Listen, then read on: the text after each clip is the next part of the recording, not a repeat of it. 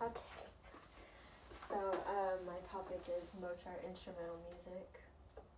And then, so I'm going to do like a background of the era and like talk about what was happening in Europe and then how that relates to music. So like it was the beginning of the classical period for not just music but for all of Europe. And then I'm going to talk about like different aspects of classical music or like classical period music. And then I'm going to give a brief overview of Mozart and I talk about just his biography, I guess. And then what's important to understand about his composition. So like he traveled a lot at a very young age, and so that like allowed him to blend different styles from different countries, and then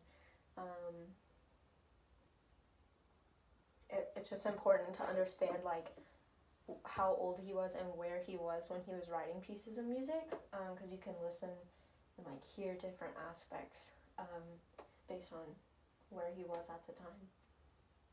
And then I'm going to talk about Sturmendrang versus Gallant style, because the piece that I'm talking about, it has like the beginning part is in Gallant style and then it changes to the Sturmendrang. So I did like a side-by-side comparison. Then I'm going to talk about that for a bit. And then here's the recording. So it's a piano sonata in F major. And so I have the recording here and we'll listen to it in a second. And then I just talked about basically like how it goes from the Gallant style to Sturmendrang.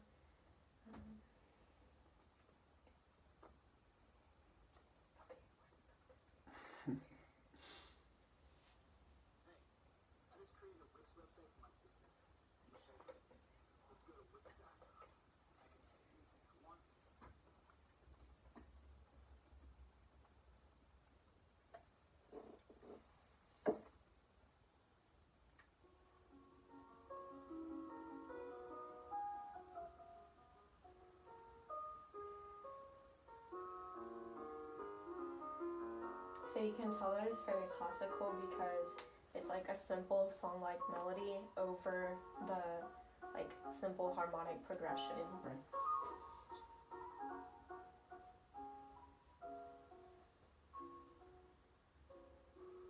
And then this is the Sturmendrang part, so it's like a lot more dramatic and has like a lot more momentum, more complex rhythms.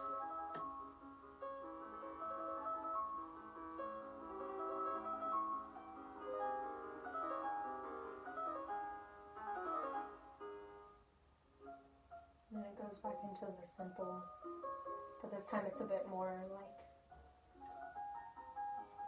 more variations, I guess. We don't have to listen to the whole thing right now, but it's like about 4.5 minutes long, I think, just the first movement. So yeah, right here it's like going back into the Sturmendrang, getting more dramatic.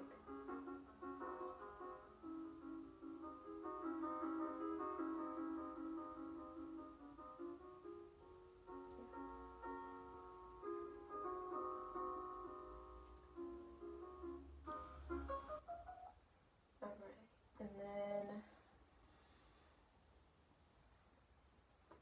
so that's the recording, and then I'll start going into talking about like specifically instrumental music that he wrote. So I introduced that by saying like the new instruments at the time. So we had the shalomyo. I don't know. I'll figure that on out. Which is like it's like basically the early clarinet, and it has the single reed, but it's like a recorder at the bottom, but it is a reeded instrument. And then you still have the French horn, and the French horn was like beginning to become like valved and having like all the different crooks and stuff. So that allowed for more complex horn music because you can play more notes. And then we have cornet, and then more modern style strings. So we're getting away of like the viola da gamba and stuff like that. And we're getting into the violin, cello, bass, instrumentation, and then the forte piano, which was still new at the time. And then I talk about chamber music. So Mozart wrote for the Mannheim Orchestra, which we talked about last semester. So he wrote for Anton Sadler on the new clarinet, which was obviously new at the time, which was like the modern clarinet, and he was like the first real clarinet player. He wrote 23 string quintets in Vienna, and those were mostly performed by just different ensembles in Vienna. And then he had 6 string quintets dedicated to Joseph Haydn, who was like his role model, like he really looked up to him.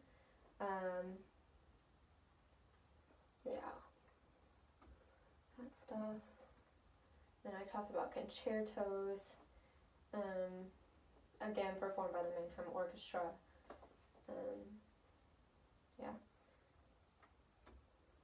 Oh, and then I talk about horn concerto because like I'm a horn player. And then so I talk about a recording here. So basically like any horn player will automatically know these pieces just because they're played so often. And it's really important to understand this is a really good piece to see the style of the classical period. And this is basically how all Mozart concertos, especially the horn concertos, are played and should be played.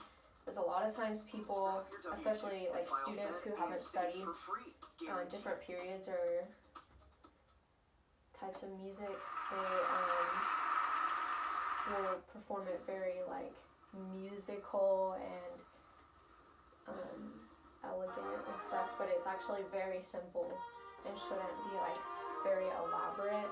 It's like very steady tempo and simple.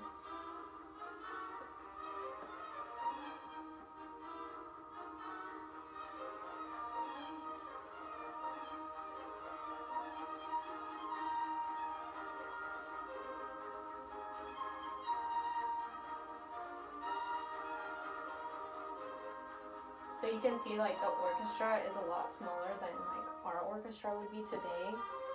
And that's just how the orchestras were at the time. They were beginning to be bigger, but still not like full like we have today.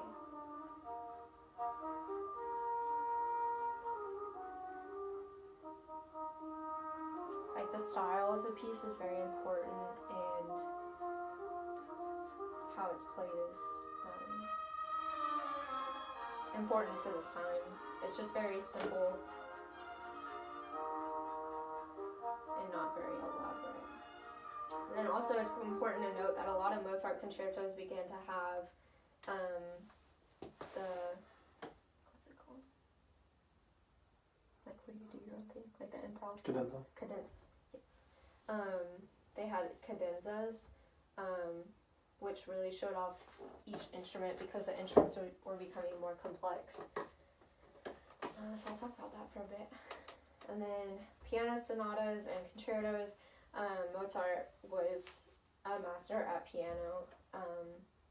So he composed a lot in his later days for piano because he became more comfortable with it and he wanted really good compositions. So once he began to know so much more about composition, he wrote a lot for piano music.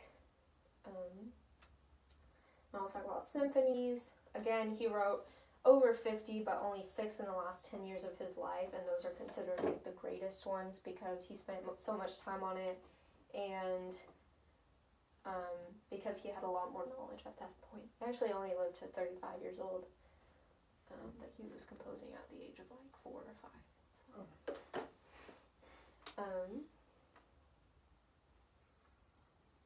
Then I talk about other instrumental compositions that he had, and then I have a conclusion, so like basically like the most important things about the topic, and then there's my bibliography. Yeah. That's pretty good. That's pretty good. Is there like It's stuff? very thorough.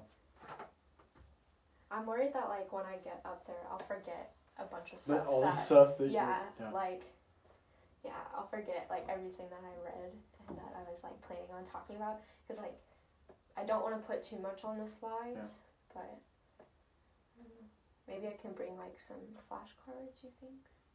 Just like for main speaking points. Mm-hmm. Yeah, that wouldn't be a bad idea. Like if you just like write down, you don't even have to write down what's on there obviously, but just write down like whatever like you're wanting to talk about it isn't on there, so you can just remember it easy.